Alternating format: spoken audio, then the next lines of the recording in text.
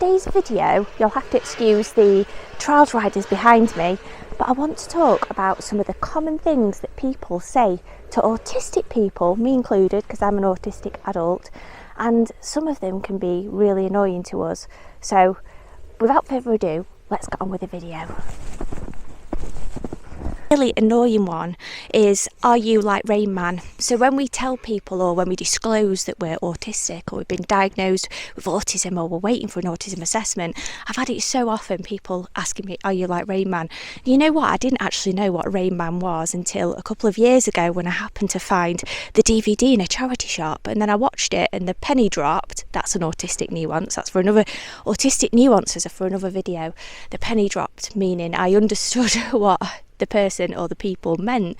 And it's Rain Man is based on this fictional character that has autism or Asperger's, both the same thing, and he has this exceptional IQ, this really unbelievably high IQ, so he's really incredibly good at maths.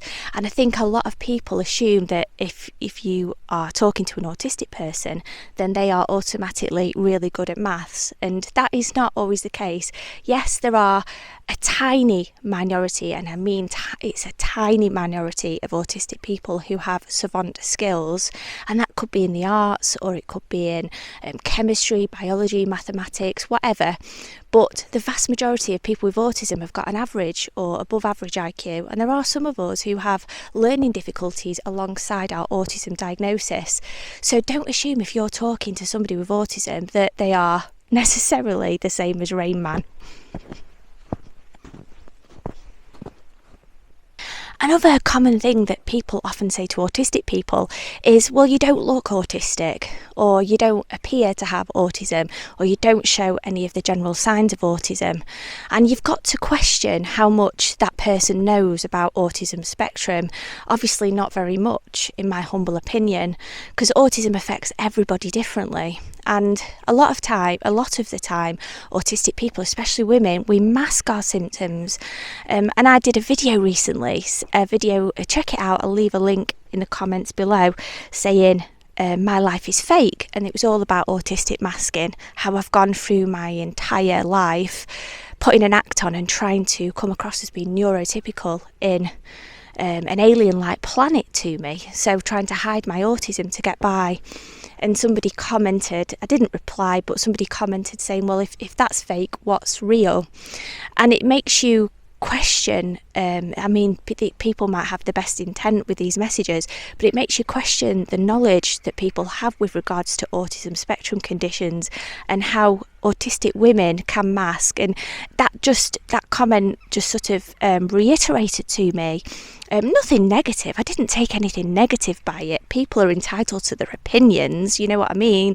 That person's entitled to their opinion. There's nothing, I'm not criticising or pulling anybody down.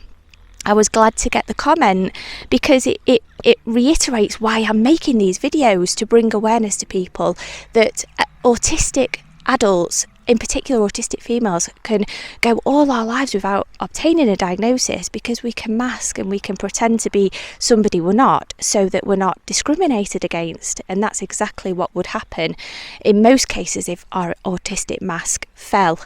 And we revealed our true selves, and that would be to be quiet and prefer our own company and not mingle and work by ourselves, and all these things that are generally not accepted in the social world, in this universe, in this planet that we're on now. And so these videos will hopefully bring more awareness to people that don't understand autism and don't understand masking. And yes, not everybody's going to understand what I'm explaining in these videos, but hopefully it's going to help people out there identify whether you've got autism, and you might mask and you might sort of understand what I'm saying, and it might resonate, my words and my videos might resonate with you, and it might give you a little bit of comfort to know that you're not on your own.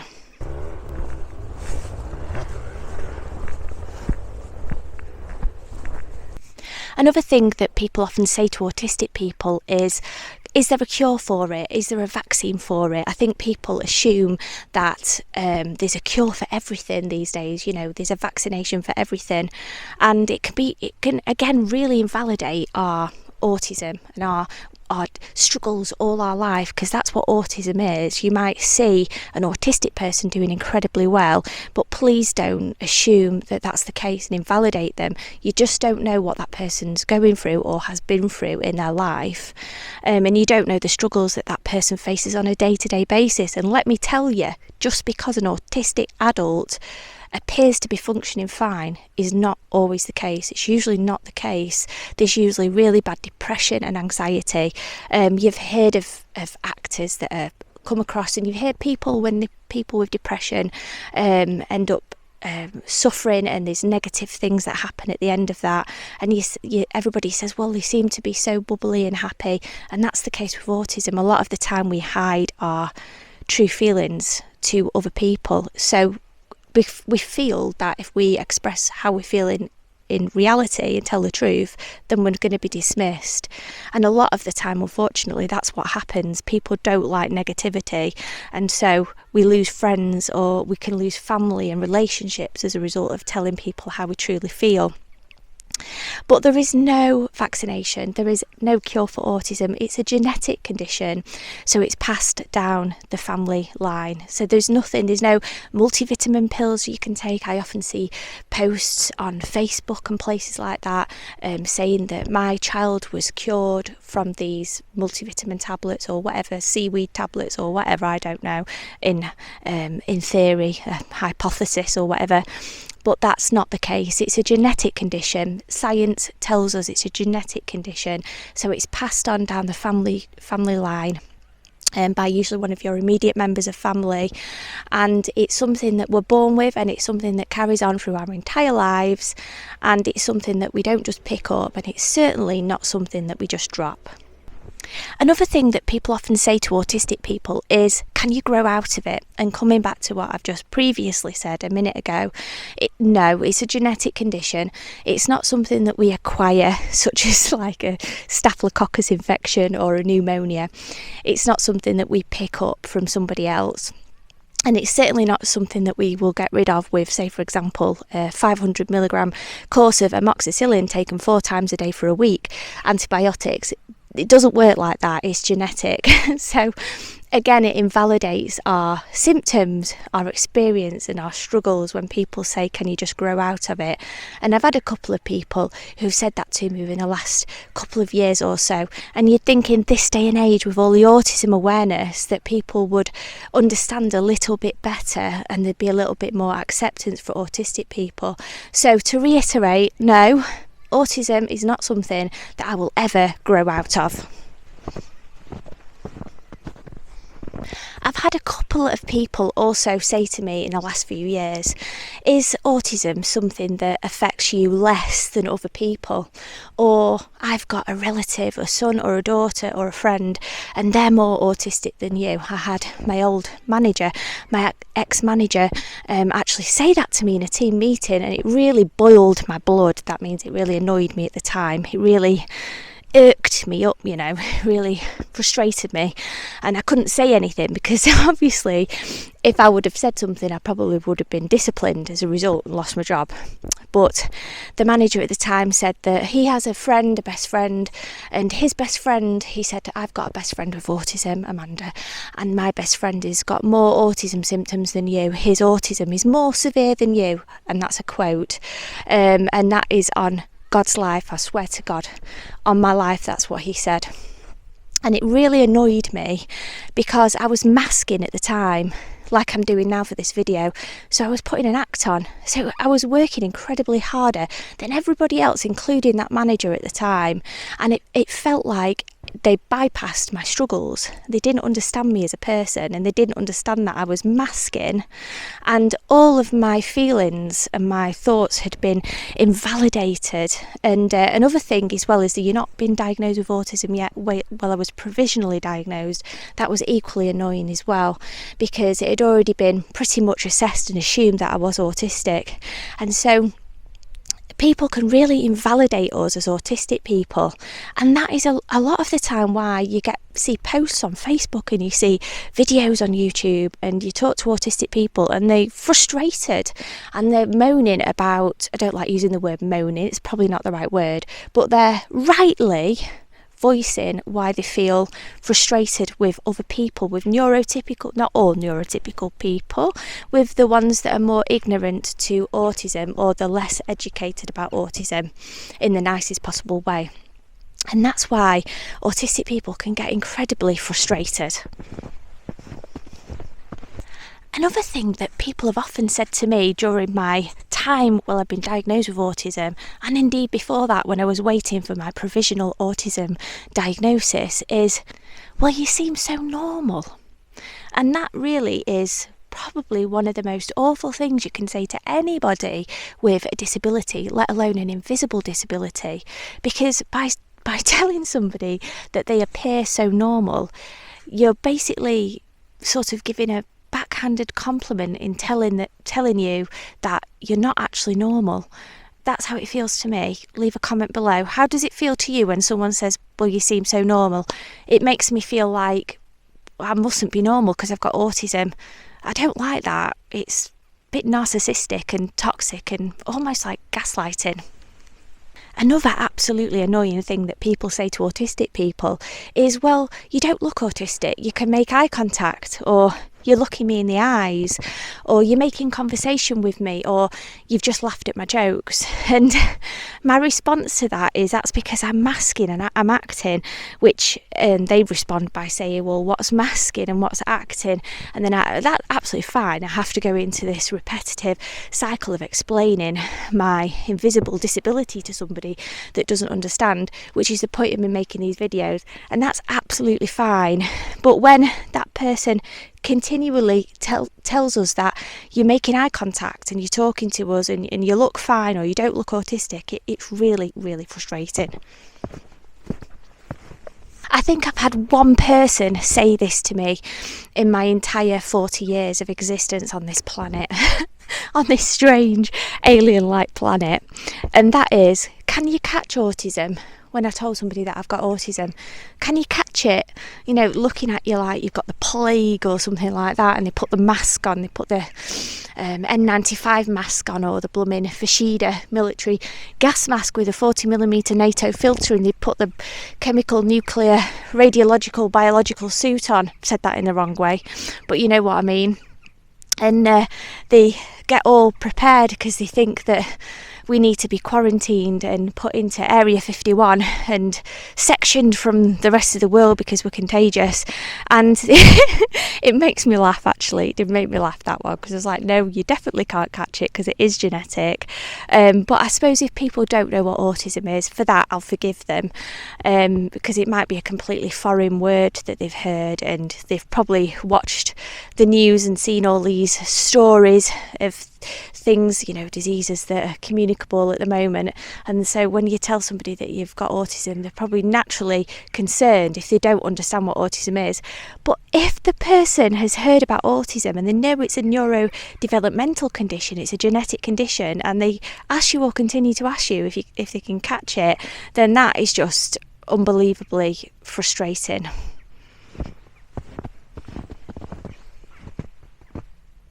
Another thing that people often say to autistic people is, you're too pretty to be autistic, or you're too attractive to be autistic, or they assume because you've got blonde hair and blue eyes that you are not intelligent, or you just can't have autism because you don't fit the profile of an ASD diagnosis. And a lot of the time I think these people have got that old school sort of view about what autism is, and they see this male figure, this chap type figure that's like Rain Man, coming back to what I said before, that's highly intelligent, and they are fantastic at mathematics, and they just sit and spend hours in the library. And actually, I'm here to tell you that autistic female can be incredibly beautiful. We can be models, we can be anything we want to be, just like anybody else on planet Earth. Autism doesn't discriminate. It's a genetic condition, and so anybody can be autistic. Any colour, any race, any religion, any appearance, any hair colour, any eye colour, any background, anybody can be autistic. And you'll find that there's autistic people working in the police force. they might not like it, but they've probably got candidates working in the police force that have got autism that they don't even know about. The same for forensics, the same for fire departments, the same for the NHS, nurses, doctors, consultants. You've got autistic people working in factories, you've got autistic people working as models, you've got autistic influencers on Instagram and Facebook, for example, with millions of subscribers. So autism doesn't discriminate, and so yes, you can be autistic and beautiful. Other things that people often say to autistic people is, you're too old for autism. And I can imagine that that's incredibly annoying to those people who have gone through their whole life, and they might be 60, 70 years old, for example. And that's not old, by the way, but I'm just saying, if somebody then invalidates your life experience and your struggles in life for all that time, all the hard work you've done in a work environment, or just getting by in social situations and relationships and just being totally misunderstood, and then someone comes along and invalidates your life challenges by telling you that you're too old for autism, I can imagine that's incredibly annoying. And I think it comes and it stems from this misconception that autism is a childhood condition, coming back to what I said earlier, when people automatically assume that you grow out of autism when you get older, and you don't, because it's a neurodevelopmental condition, it's a genetic condition, it's something we're born with, and it's something that stays with us until we die, basically, in the nicest possible way. But that is what is a genetic condition, essentially. It's something that is with us forever. We don't just snap out of it, we don't grow out of it. It doesn't get better. If anything, we just learn to mask our symptoms, and so we hide it from the world, which can be incredibly damaging in the long term to our mental health, because we're hiding how we feel, and we're subconsciously suppressing our true authentic selves to fit in and make other people happy, and that can be detrimental to us in the long term. But to say to somebody that you're too old to have autism is really coming back to that misconception that autism is a childhood condition. And in many ways, I can see why the public think that. Not all of the public, obviously, but I can see why a lot of people think that, because when you hear about autism, or when you read about autism on Google or NHS apps and stuff, a lot of the time it mentions about spotting the signs of autism in children. It talks about getting an autism diagnosis for children, getting support for autism for children, and there's so much available for children, which is fantastic, and I'm not saying it's not. That is wonderful. But you don't often hear about autism with adults, and so I think what society forgets is that we was autistic children once as well. I was a child with autism once as well. It's just that it wasn't picked up. And so I think that's why there's this misconception that autism is a childhood condition, but it's not. And you're never too old to think that you have autism, or to sort of self-diagnose. I do believe that you should, if you think you're autistic, you should get an assessment, just because you can understand yourself better. But you don't have to. It's completely up to you. There's no pressure to do something that you don't want to do. It's your choice. Only say it because firstly you're covered under the Equality Act in England and for disability discrimination, and the second is that you can understand yourself a bit better. But they're the only two reasons why. If you want to stay self-diagnosed, there's nothing wrong with that. That's absolutely your choice. That's fine. But you're never ever too old to think that you have autism, and you're certainly never too old to receive a diagnosis. The last silly comment, or the last thing that I want to talk about that people often say to autistic people is autism's caused by bad parenting, or it's caused by vaccinations in childhood through your parents allowing you to be vaccinated. And the answer is no to both of those. They're both the same sort of thing. It's sort of placing the blame of your autism, of my autism, on my parent, on my dad, for example. And that is absolutely not the case. There's a big red cross above that, through that. Autism is not caused by bad parenting, and it's certainly not caused by vaccinations. There's no evidence to support that hypothesis whatsoever in science. It's absolutely helped by having good parental support and guidance and advice as you grow up. My dad is the best dad in the world. He got me like a private tuition when I was younger. He couldn't afford it. He worked on his own in a factory, and he helped me when he saved up all his money to help me through my education, and he supports me now to this day. And if anything, if it wasn't for my dad, if anything, my dad has helped me so much that if it wasn't for my dad, I wouldn't be in the place that I am today. My life would have turned out completely different, for the worse probably. I certainly wouldn't have my house and have the support that I have now.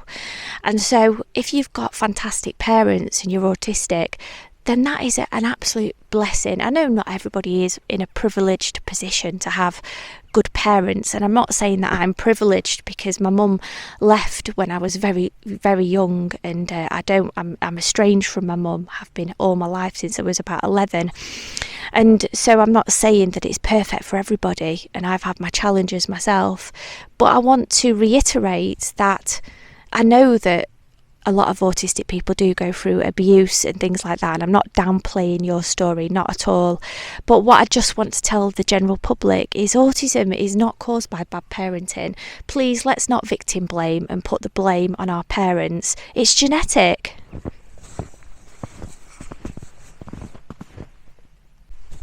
So I hope you guys have all enjoyed this little vlog. If you have, please consider hitting like, commenting and subscribing, and I shall see you next time for my next video. Bye.